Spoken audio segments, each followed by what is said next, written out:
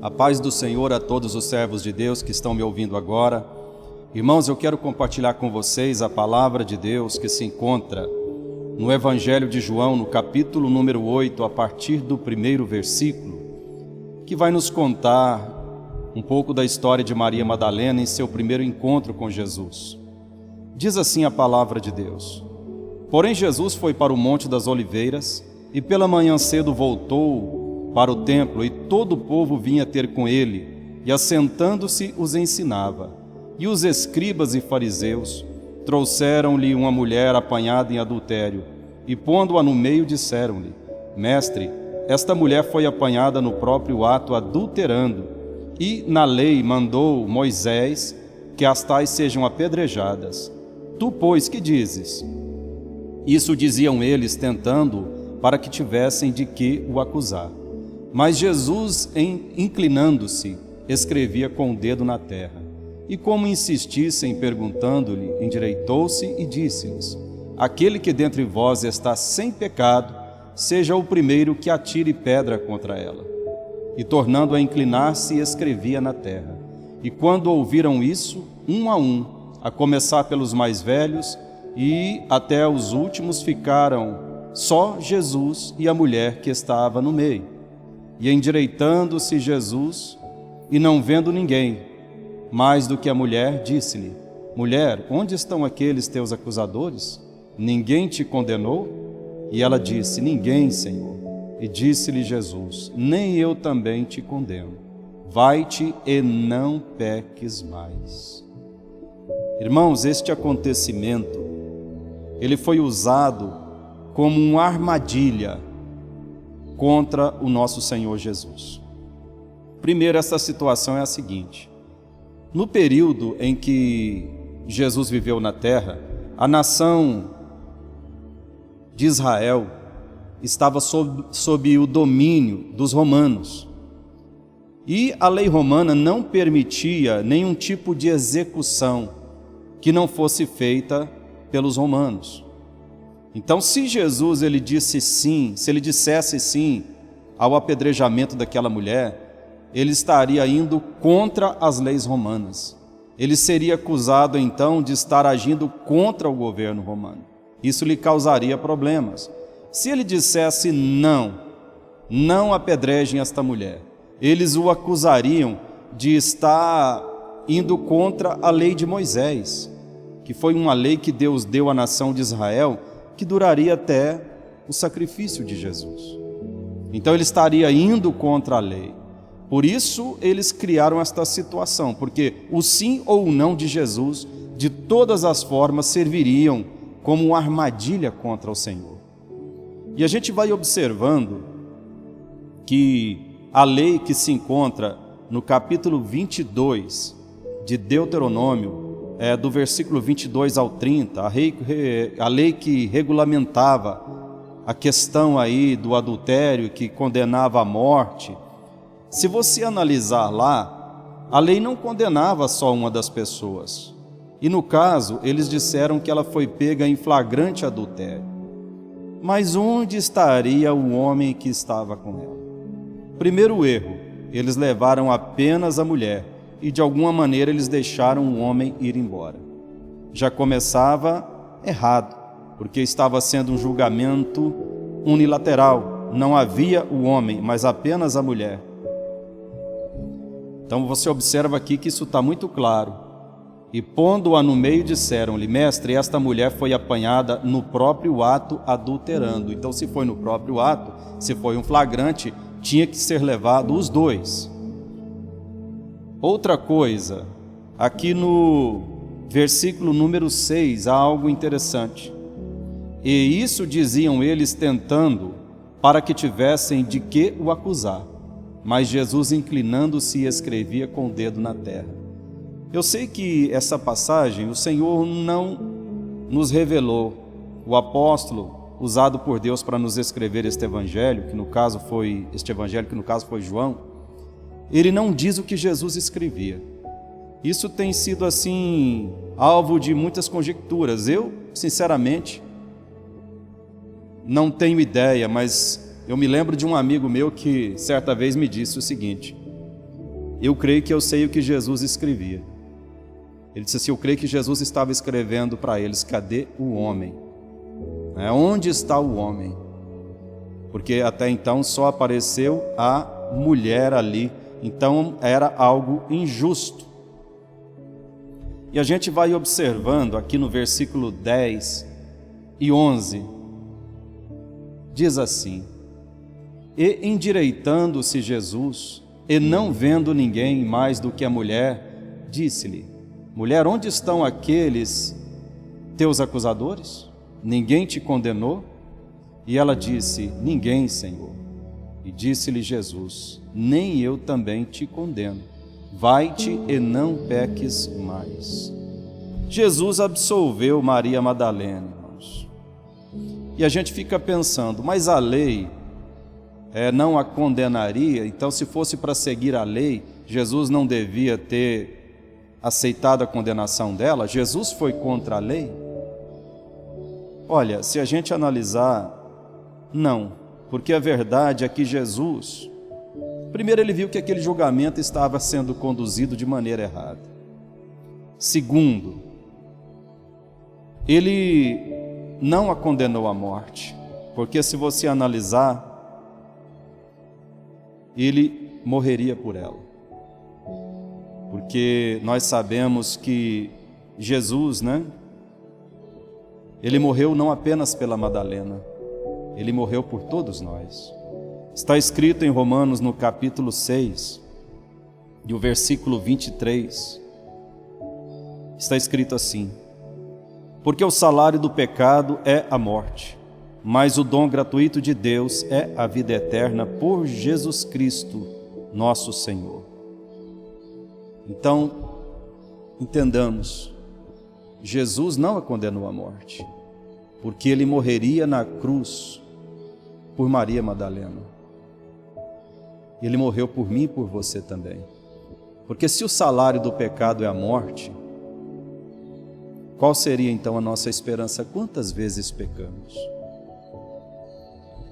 Ainda que a humanidade continue morrendo, porque todos pecamos, eu digo a morte física, ainda existe a morte. Talvez nós não sejamos condenados imediatamente após o pecado, sendo executados de maneira às vezes cruel, como era um apedrejamento, mas um dia morreremos. Porque Deus havia avisado a Adão, Adão, no dia que você pecar, você morrerá. E desde que Adão pecou, lá no jardim do Éden, a morte entrou no mundo.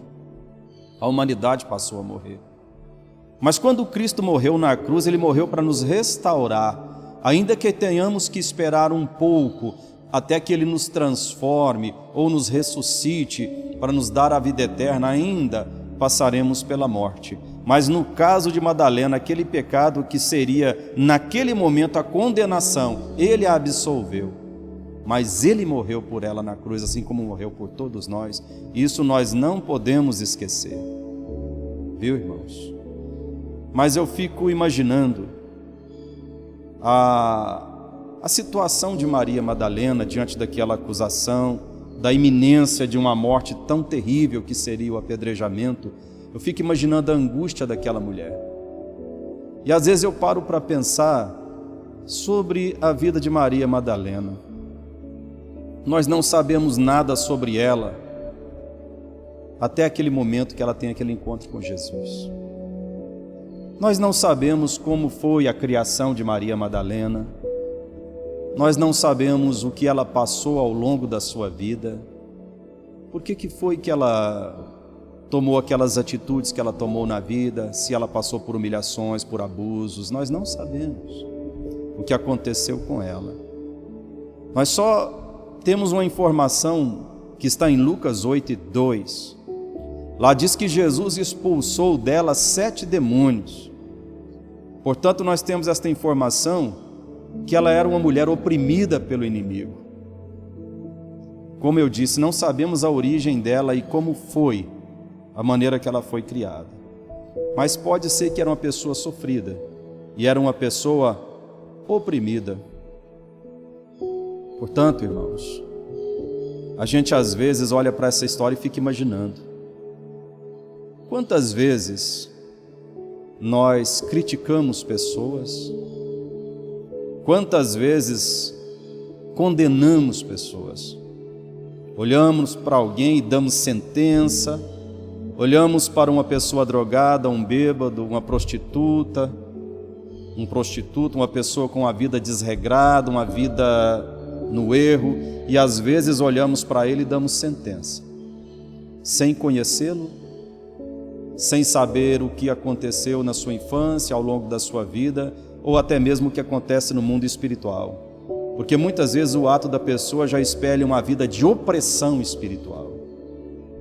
Por isso que Tiago escreveu na sua carta no capítulo 4 e o versículo 12, eu até escolhi a versão da NVI, que diz assim: há apenas um legislador e juiz, aquele que pode salvar e destruir. Mas quem é você para julgar o seu próximo? Preste atenção, eu vou repetir a leitura. Há apenas um legislador e juiz, aquele que pode salvar e destruir. Mas quem é você para julgar o seu próximo? Portanto, nós olhamos para a pessoa que muitas vezes, aos nossos olhos, é uma pessoa muito má. E muitas vezes damos sentenças fortes. Mas que conhecimento nós temos? Pare e pense na sua vida. Quantos erros já cometemos? Quantas falhas? E muitas vezes nós pensamos, mas ninguém sabe o que eu sinto, ninguém sabe o que eu vivi. E nós deveríamos então aplicar isso às outras pessoas que estão à nossa volta. Ao invés de julgá-los, nós deveríamos ter misericórdia. Porque, irmãos, vamos pensar.